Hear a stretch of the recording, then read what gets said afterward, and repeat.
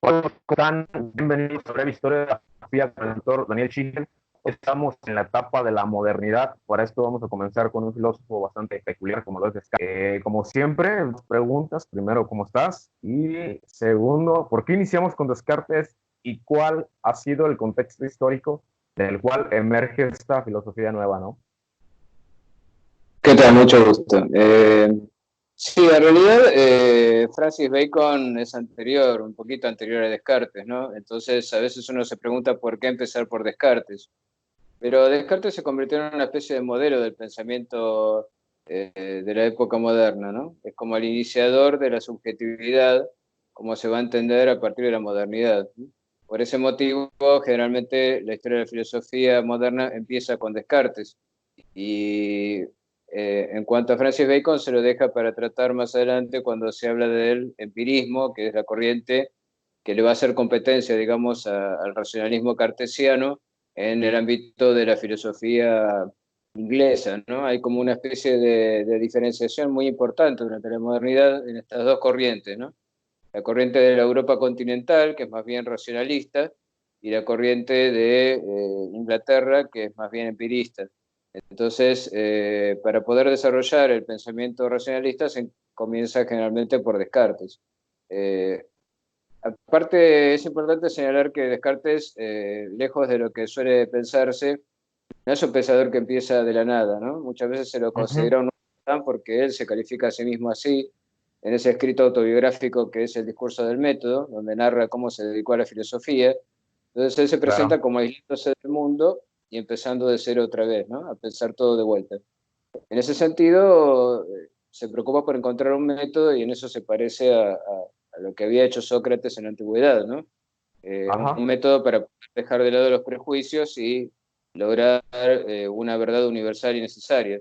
La diferencia fundamental con el pensamiento antiguo es que él no lo ve eso como una función social o algo que se haga en diálogo con otras personas, sino que lo va a hacer solo, ¿no? Aislado del resto de la sociedad, separándose de sus amigos, separándose de las cosas que había aprendido para empezar de vuelta otra vez. Lo que pasa es que eso en realidad es imposible, nadie puede pensar de cero. Y en Descartes podemos Ajá. encontrar diferencias importantes del pensamiento anterior. El concepto de sustancia, por ejemplo, que está en Descartes, viene de la escolástica. Incluso el concepto de subjetividad podemos pensar que es una herencia neoplatónica que tiene su origen, como habíamos dicho, en San Agustín, ¿no? Con esa idea de un sujeto cerrado sobre sí mismo que tiene sus propios contenidos y donde encuentra todo lo que necesita buscar, ¿no? Entonces, la posición de Descartes sería impensable sin haber pasado primero por el cristianismo, por lo que el cristianismo entiende por el alma, ¿no? Porque los antiguos al alma la veían como parte del cuerpo, como aquello que anima, que da vida al cuerpo. En cambio, a partir del cristianismo está esta idea del alma inmortal, el alma separada del cuerpo que tiene una relación conflictiva con él.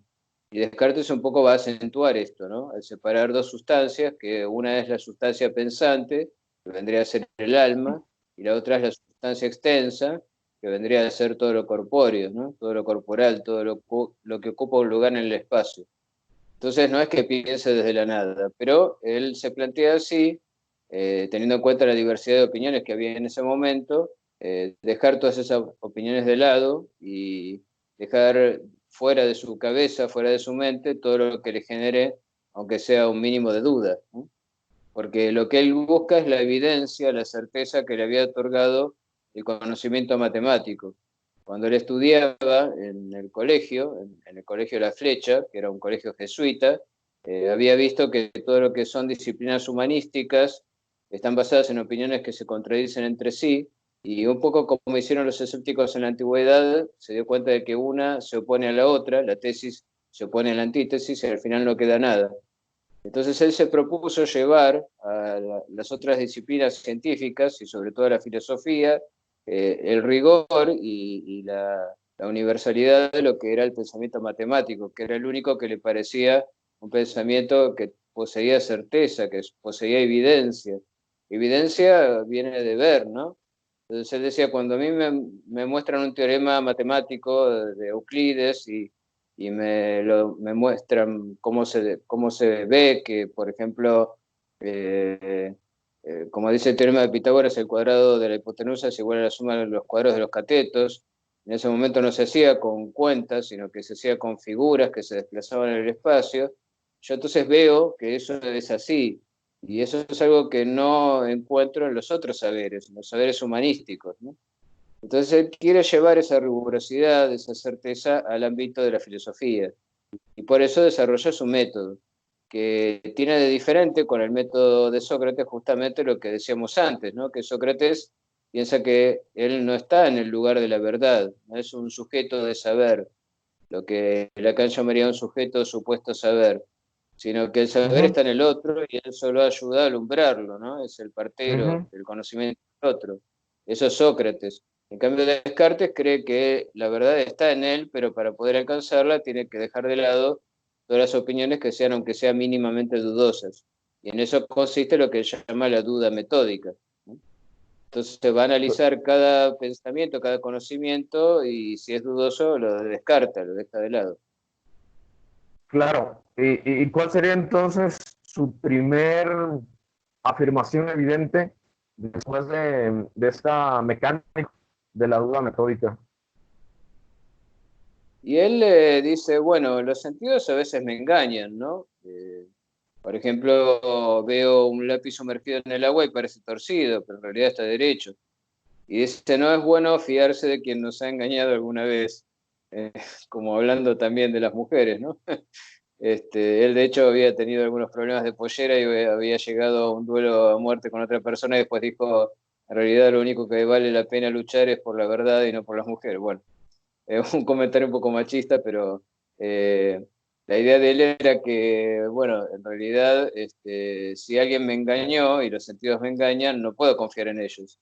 Por eso ese carácter hiperbólico que tiene la duda, que él la duda la va a exagerar, va a decir, no me voy a limitar a las dudas que habitualmente tengo, las voy a exagerar, las voy a llevar a su máximo límite para que lo que yo conserve sea absolutamente evidente y esté más allá de toda duda razonable o incluso no razonable, digamos. Es como que la duda se lleva hasta sus últimos límites, hasta su exageración máxima.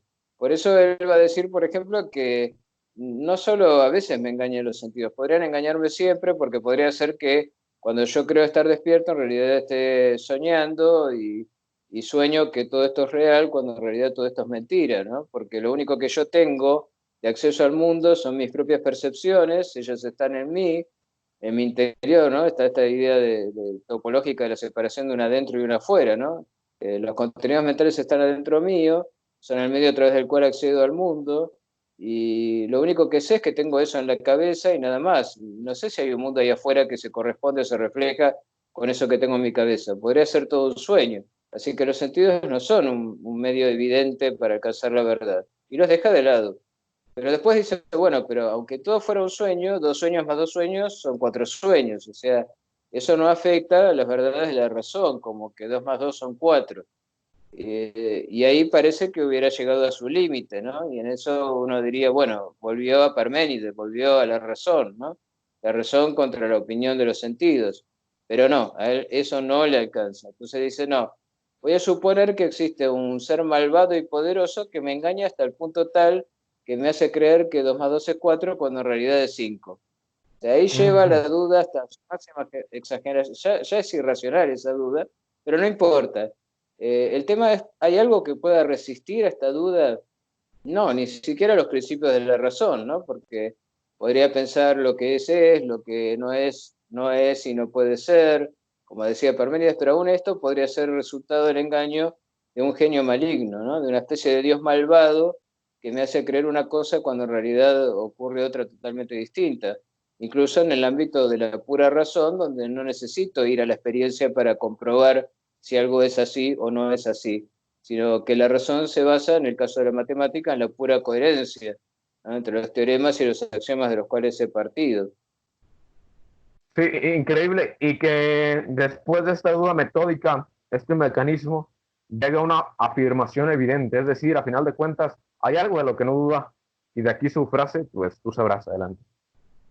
Claro, lo que él va a decir es que, bueno, Aunque hubiera un genio malvado que me esté engañando permanentemente, eso ya parece casi paranoico y se parece un poco al otro lacaniano, ¿no? Es como pensar, bueno, ese otro que es lo absoluto, que es Dios, podría ser malvado y engañarme siempre. Aún en este caso habría algo de lo que no puedo dudar y es que estoy dudando. Y si dudo, pienso, porque la duda es una forma de pensamiento. Pero para pensar yo tengo que existir. Así que dudo, luego existo. Esa es la conclusión a la cual llega y le parece que eso es lo Ujú, suficientemente evidente como para ser punto de partida de su filosofía. Ahora, él no sabe nada más que eso, sabe solamente que mientras él piensa, existe. O sea que su existencia y su pensamiento aparecen como una sola cosa. Soy mientras ujú, estoy pensando que soy. Más allá de eso, no lo sé. O sea, podría ser que dejara de pensar y yo desapareciera del mundo. Así que esto es muy ujú, poco, digamos. Yo estoy ujú, siendo mientras estoy pensando y estoy dudando. Pero al menos tengo esa certeza, ¿sí? Sé que yo existo y que yo dudo. Todo lo demás, que 2 más 2 sea 4 o que esté sentado en una silla, puede ser cuestionable, hasta que tenga un cuerpo puede ser cuestionable, porque mi cuerpo no es mi pensamiento, es una cosa que ocupa un lugar en el espacio. Podría ser una ilusión mi cuerpo, podría ser un sueño. Podría soñar que tengo este cuerpo cuando en realidad soy un ave y tengo alas y vuelo, ¿no? Qué sé yo, una cosa por el estilo. De hecho, a veces uno sueña que tiene otro cuerpo que el que tiene realmente.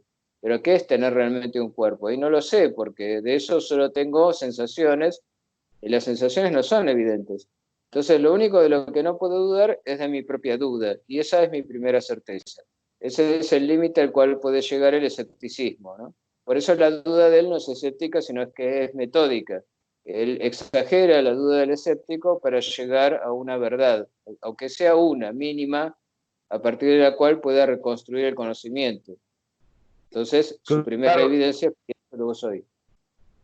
y que esto se le llama solipsismo. Ahora mi pregunta sería, ¿cómo supera Descartes este solipsismo que, como tú dices, puede llegar a través de la duda a una verdad y que no quedarse con el escepticismo, ¿no? Sino que construir a partir de ahí qué es lo que sigue después del solipsismo? Y es difícil para él salir del solipsismo. O sea, están en los Entiendo. mismos problemas en los que se va a meter después Husserl. De hecho, Husserl le echa la culpa de haberse engañado, de haberse mentido a sí mismo, de haber creído que salió del solicismo cuando en realidad no es así. Sin embargo, es interesante la manera como lo intenta. Y bueno, tenemos que seguirlo porque estamos exponiéndolo a él y criticarlo antes de exponerlo no tendría sentido, ¿no? Él empieza diciendo, bueno, al menos sé esto, sé que soy una cosa que piensa. Ahí usa el concepto res, que quiere decir cosa o sustancia. Por eso te decía que la Ujú. influencia del pensamiento medieval está. Él tiene la certeza de ser una cosa, una sustancia, cuyos atributos son sus pensamientos. Él tiene pensamientos en su interior, o sea, ahí ya hay una separación, ¿no? En esta esfera cerrada que es el sujeto, que contiene a sus propios pensamientos, y afuera está el mundo, o no está, no lo sabemos, queda la duda. Pero por lo menos sabemos esto, que tenemos ideas, tenemos pensamientos. Él las llama ideas, y ahí es cuando yo te decía que el concepto de platónico de idea cambia y se convierte en elemento subjetivo, ¿no? En concepto, en algo que tenemos en la cabeza. Es decir, explorando mis ideas, yo encuentro que hay 3 tipos de ideas. Hay algunas ideas que me parecen ser innatas, o sea, que no pude haber creado yo, ni vienen de la experiencia. Son las ideas matemáticas. La razón tiene su propia estructura, su propio modo de razonar, que es independiente de la existencia o no de las cosas a las cuales se aplica. Eso ya lo habíamos visto, ¿no? Aunque pudiera Ujú. dudar de que existe esta mesa o esta silla o este teléfono celular, no dudo de que 2 más 2 es 4.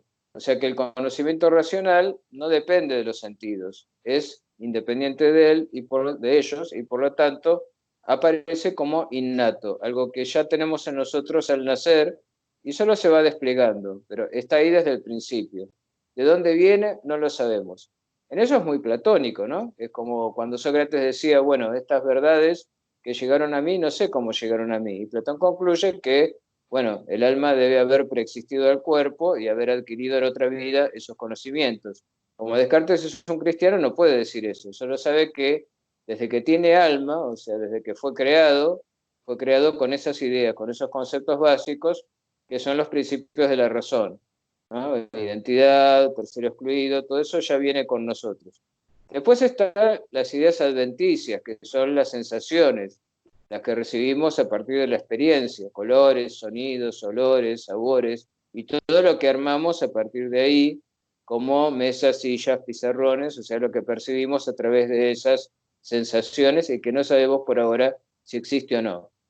Y después están las ideas facticias, que son las ideas fabricadas, las que nosotros armamos. Por ejemplo, el concepto de centauro, ¿sí? Algo que se arma juntando otras dos ideas por asociación Ujú. de la fantasía, ¿no? Entonces tenemos razón, percepción y fantasía. Y eso lo tenemos independientemente de saber si existimos solo nosotros o hay algo más en el mundo. Ahora él dice que explorando en sus ideas encuentra que hay una que es muy particular, que es la idea de Dios. O sea, ahí es cuando hace esa trampa, como dice Husserl, que es pasar de una idea a algo que generó esa idea, digamos, ¿no? Como planteándose, pero ¿cuál es la causa de que yo tenga la idea de Dios en mí? Porque es la idea de algo infinito, de algo que carece de todo límite, de un infinito actual, digamos, ¿no? Algo infinitamente poderoso, infinitamente sabio, infinitamente bueno, pero yo no soy infinito. ¿Cómo sé que no soy infinito? Bueno, porque tengo dudas. Si tuviera certezas, podría decir yo soy Dios. Pero no, yo tengo dudas, me siento engañado, puede haber algo fuera de mí, como el genio maligno que me engañe. Entonces, yo soy finito, soy limitado. Sin embargo, tengo la idea de que esos límites se pueden superar, que se puede ir más allá. ¿Y quién puso en mí esta idea? Bueno, la única explicación es que haya sido un ente tan infinito como la propia idea que tengo de él. Entonces ahí plantea que Dios existe, que Dios puso esa idea en él y que como es una idea innata, todas las ideas innatas deben venir de Dios. Y por lo tanto la razón es algo en lo que puedo confiar, porque, ¿por qué? Porque bueno, si la puso Dios en mí a la razón, ella debe funcionar bien. ¿Y por qué debe funcionar bien? ¿Por qué no podría ser un ser malvado que me haga engañarme siempre, como habíamos dicho antes, un genio maligno? ¿Por qué Dios no es malo? Bueno, porque en el concepto de Dios está la idea de lo infinito como la suma de todas las perfecciones. Y las perfecciones incluyen la bondad. Eh, Ser bueno es más perfecto que ser malo. Ser justo es más perfecto que ser injusto. Entonces la idea de Dios, que es la idea de todos los atributos positivos, incluyendo la bondad, hace que él no pueda ser tan malo de querer engañarme. Vos fíjate qué loco, ¿no? Porque al final, la manera como termina diciendo que podemos tener algún tipo de confianza o certeza en lo que nosotros conocemos es un argumento moral, nada más que moral. Es el argumento de que si Dios es bueno no puede engañarme y por lo tanto las ideas innatas que puso él en mí al crear mi alma tienen que ser correctas, tienen que ser verdaderas. Una cosa loquísima, ¿no? Porque uno dice, bueno, pero ¿qué certeza puedo tener de que Dios es bueno? Y bueno, él dice solo de la definición, de solo de la definición de Dios como ser perfecto, se dice que es bueno y por lo tanto no me engaña, y por lo tanto no hay genio maligno, y por lo tanto no hay un ser engañador, y por lo tanto la razón es confiable. Entonces ahí Aquí reitero todo lo que he terminado, ¿sí? aquí me llega una pregunta muy importante. ¿Cómo es que transformaría la visión del mundo este nuevo método? ¿Hay algún cambio en la aplicación de la duda? Uno podría pensar que no, porque si al final Dios es el garante de los conocimientos que yo tengo y de alguna manera es el garante de que haya también un mundo sensible ahí afuera, parece que queda todo igual, o sea, todo lo que había borrado por un lado lo volvió a meter por otro lado, con un argumento que no es, digamos, de lo más seguro que uno podría pensar, ¿no? Aunque él busca certeza, bueno, para él será certeza eso, para otros podría no serlo. Y va a ser va a generar un montón de polémicas esto. Pero hay una diferencia, hay un cambio importantísimo, sutil pero muy importante. ¿Cuál es? Primero, yo soy el que dice que Dios existe. Si yo no pudiera probarme a mí mismo que Dios existe, no podría afirmarlo.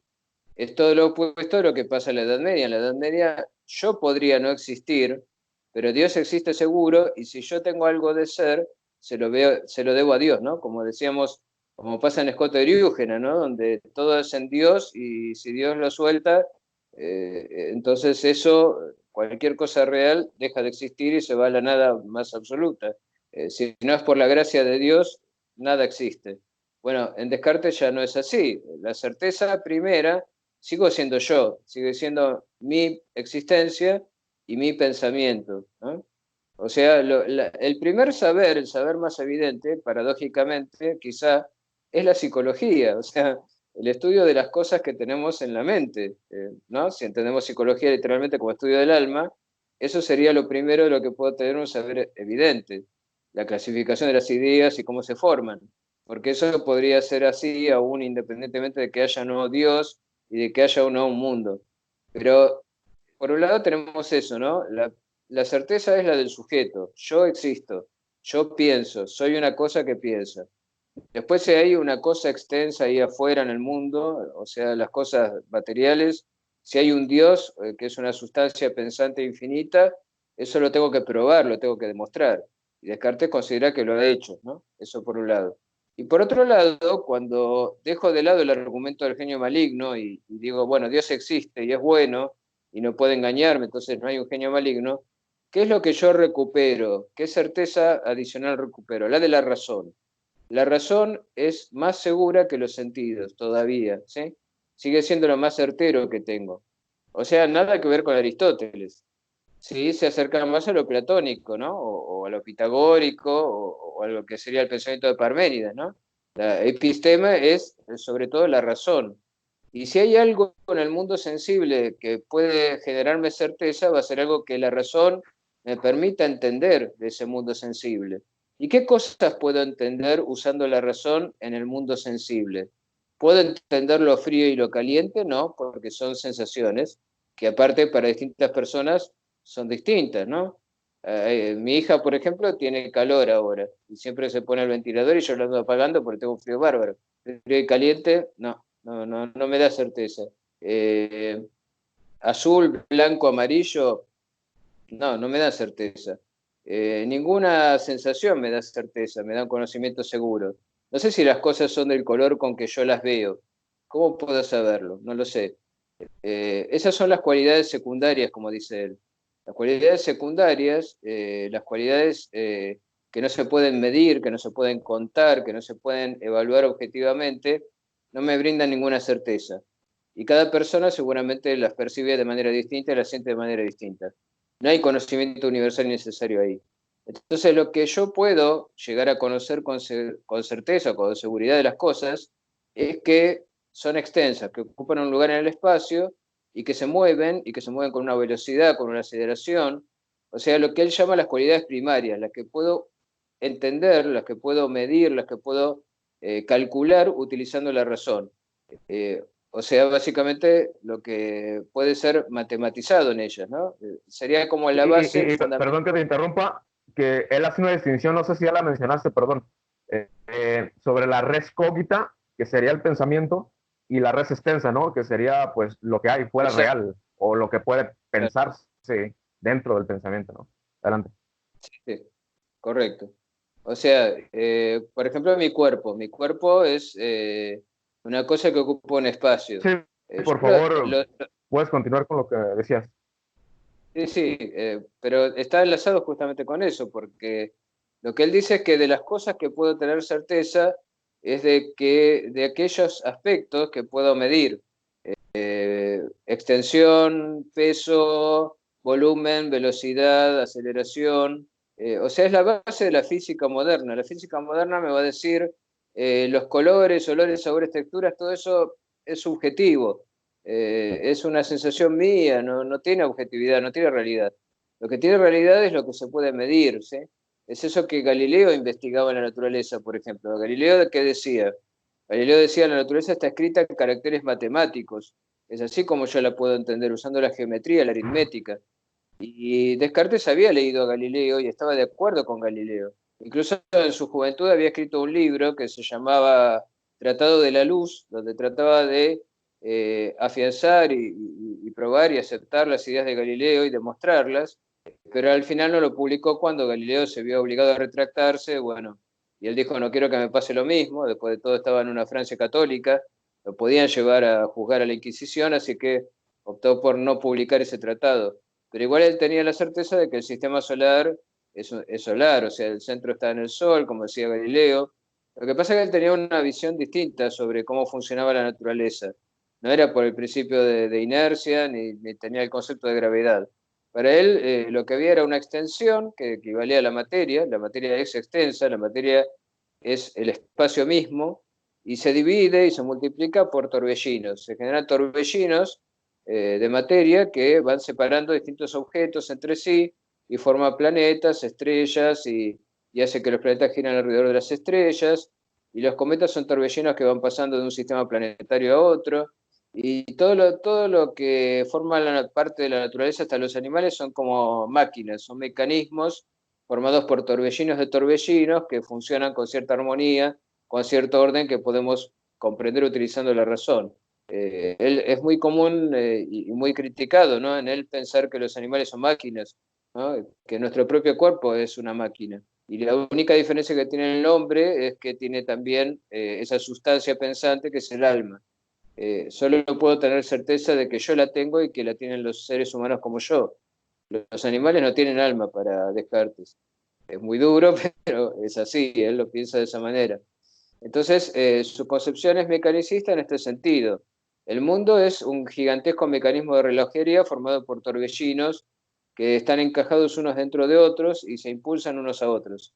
Y eso es lo que podemos llegar a estudiar utilizando la física, ¿no? Él acepta, por ejemplo, el principio de inercia, que dice que una cosa que entró en movimiento va a seguir en movimiento si no hay nada que la detenga, ¿no? Él da el primer concepto de inercia correcto, en el sentido de movimiento rectilíneo. Todavía en Galileo había dudas porque él pensaba en un movimiento circular como movimiento inercial. Pero bueno, esos son detalles, no podemos entrar en eso ahora. La cuestión es que para él el mundo sensible es solo extensión y movimiento y nada más. Entonces imagina, dice, que hubiera un lugar donde solo hubiera extensión y Dios hiciera un primer impulso y moviera las cosas por primera vez. Con eso solo bastaría para que se formen torbellinos y de esos torbellinos surja todo lo que conocemos a nuestro alrededor, todo lo que forma parte del mundo conocido, del universo, del sistema solar. Él dice, imagínalo, porque no es lo que dice la Biblia. La Biblia dice que Dios creó al mundo y lo creó de la nada. Pero Descartes no piensa así, piensa que es extensión en movimiento y que Dios es solo un primer motor, es el impulsor de ese movimiento, pero como causa eficiente, no como decía Aristóteles, como causa final. Una cosa empuja a otra, Ok. esa otra, y así tenemos las cosas que ocurren a nuestro alrededor. Ahora, lo loco de todo esto es que él daba explicaciones de todo, por ejemplo, del movimiento de la sangre en el cuerpo humano, del movimiento de los animales, del movimiento del sistema solar, todo lo explicaba con estos torbellinos, y lograba dar cuenta de todas las cosas que suceden a nuestro alrededor, como lo podía hacer Aristóteles de otra manera, ¿sí? Ahora, el tema es que se equivocó en todo, en todo. Todo lo que dijo sobre el mundo natural estaba todo equivocado. Eso es increíble, ¿no? Porque usando la razón y con todo ese método y esa certeza y demás, todas las teorías que él hizo sobre la naturaleza están todas equivocadas. Ese Wow. es uno de los motivos por los cuales es criticado, digamos, porque incluso, por ejemplo, si la teoría de los torbellinos fuera cierta, la Tierra, como un torbellino que se mueve en una órbita que es a su vez un torbellino que se mueve alrededor del Sol, estaría achatada en el ecuador y alargada a los polos. Y es exactamente al revés. Y ese fue el punto que decidió justamente el destino de la física a favor de Newton y en contra de Descartes.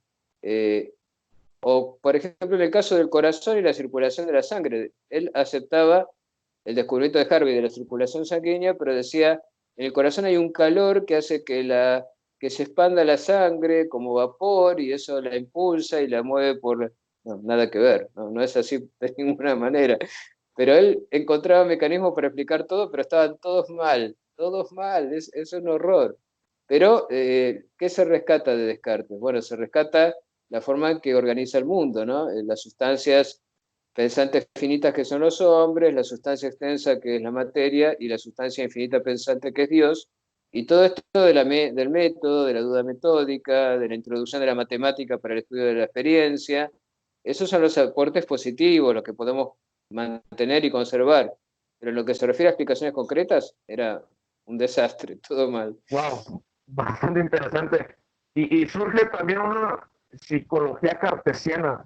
¿Cuáles son las bases de esta psicología? Y es lo que mencionábamos antes, cuando él plantea que el hombre es una res cogitans, o sea, está esta idea del sujeto como una cosa cerrada sobre sí misma, que contiene pensamientos, y estos pensamientos se clasifican en estas ideas, que son ideas innatas, adventicias, facticias. Esa es la psicología de Descartes. Y después hay una psicología más naturalista, referente al cuerpo, donde habla de los espíritus animales, que serían como una especie de fluidos que circulan por los nervios y que son los que mueven el cuerpo, ¿no? Hacen que yo pueda hacer esto porque hay un fluido nervioso que hace que ejerza presión. Y el problema que él tenía es cómo se conectaban mis pensamientos en la cabeza con los movimientos del cuerpo.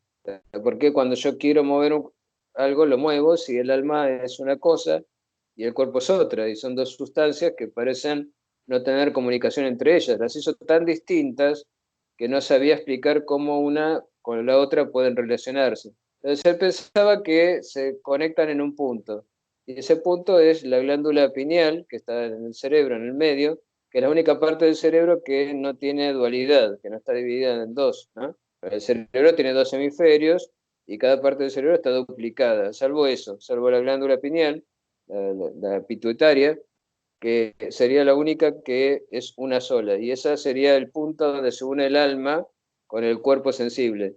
Pero cómo lo hace, eso jamás lo explicó. Pero eso generó todo lo que fue el desarrollo del pensamiento moderno en el racionalismo continental, ¿no? Toda la problemática de los filósofos racionalistas va a ser cómo entender lo que se llama la comunicación de las sustancias, o sea, cómo es posible que siendo tan distintas entre sí, esa sustancia que es Dios, la sustancia que son las almas individuales y la sustancia que es el cuerpo se conectan y se relacionan entre ellas.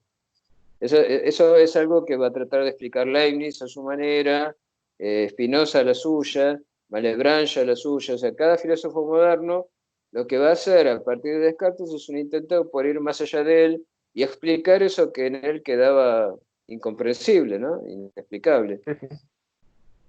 Sí, por supuesto. La última pregunta, Daniel, sobre Descartes.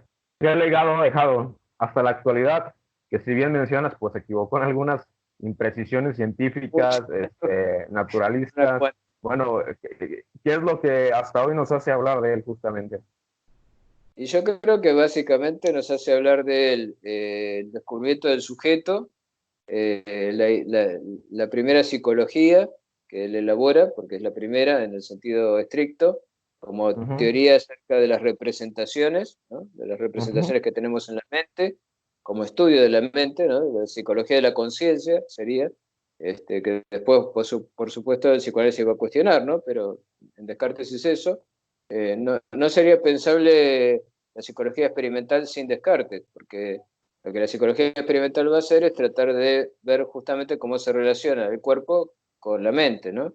El paralelismo psicofísico, como se llama, que se inaugura justamente cuando Descartes separa eso que para los griegos todavía estaba entremezclado, que es el mundo de lo psíquico y el mundo de lo físico, el mundo del pensamiento y el mundo de la extensión. Así que la psicología científica viene también a inaugurarse como una respuesta a lo que Descartes había hecho. Después el tema del método, ¿no? Ese planteo de tratar de encontrar un saber indubitable, y la idea que no mencionamos antes de encontrar una lógica que no sea como la medieval, que sea simplemente ordenar lo que ya sabemos, sino que sea una lógica creadora, que me permita, a través de una serie de pasos, llegar a conocimientos nuevos. Porque a partir de lo que él había hecho, dice, puedo encontrar 4 reglas que me sirven como guía para el conocimiento. Una es la regla de la evidencia, que solo voy a aceptar todo conocimiento que sea evidente, o sea, como él dice, claro y distinto, que se me imponga así de una manera fuerte y que sea separable de cualquier otro conocimiento. La segunda regla es que cuando tenga un problema complejo lo tengo que dividir en partes, tantas como sea necesario, hasta llegar a algo que sea claro y distinto. La tercera, que esas partes las tengo que juntar para reconstruir lo que yo había dividido. Y la última dice que tengo que revisar para estar seguro de no haberme salteado nada. que es básicamente lo que la ciencia hace. La ciencia, cuando se encuentra con algo complejo, lo tiene que dividir en partes y después juntar esas partes. O sea, hacer análisis y síntesis. Eso es como funciona el entendimiento, y eso hasta lo va a aceptar Kant también. Cuando Kant habla del entendimiento, dice, bueno, el entendimiento lo que hace para entender es dividir y después conectar a través de leyes causales, de causa y efecto. Y elimina totalmente de la naturaleza la idea de la vida, la idea de la teleología, la finalidad. Ya no es que las cosas se mueven porque buscan un lugar natural a donde ir, como decía Aristóteles. Las cosas se mueven por impulso, ¿no? Una cosa impulsa a otra, que impulsa a otra, y eso es rescatable también, ¿no? Las reglas del método, la concepción mecanicista, que las cosas se mueven por impulso, eso seguimos conservándolo todavía hoy. Y Sí, también en geometría, la geometría analítica de Descartes, que lo que hizo fue, eso quizás es el aporte más importante, viste que cuando se hacen gráficas de funciones, se ponen los ejes X e Y se los llama ujú, como ejes cartesianos, ujú, porque fue Descartes el primero que los desarrolló. Aunque él no usaba ejes así exactamente, sino que los planteaba dentro de cada figura, son detalles, pero gracias a eso él pudo relacionar la aritmética y la geometría, que eran disciplinas que hasta ese momento estaban separadas. ¿Por qué? Porque Aristóteles decía, a partir de las paradojas de Zenón, que no podemos ujú, utilizar los números para pensar las magnitudes continuas, o sea, las rectas, o los círculos, o los cuadrados. Y ahí había ujú. separado en dos la matemática. Aritmética por un lado, lo que se puede contar y numerar, y geometría por otro lado. O sea, magnitudes discretas y magnitudes continuas. Y Descartes tuvo la genialidad de que se podían juntar esas dos cosas. Y eso es un aporte valiosísimo que sigue vigente. Sin eso, el cálculo matemático que desarrollaron Newton y Leibniz y todos los desarrollos de la física posterior hubieran sido imposibles. Claro, la verdad, muchas gracias por esta clase, Daniel. Otra vez me voy satisfecho. Fue una clase bastante entretenida y bueno, pues yo espero que realmente, al igual que a mí, a las personas les haya quedado algo importante de Descartes. Y nos vemos en la próxima clase, ¿te parece? Hasta la próxima. Perfecto. Nos vemos. Hasta luego.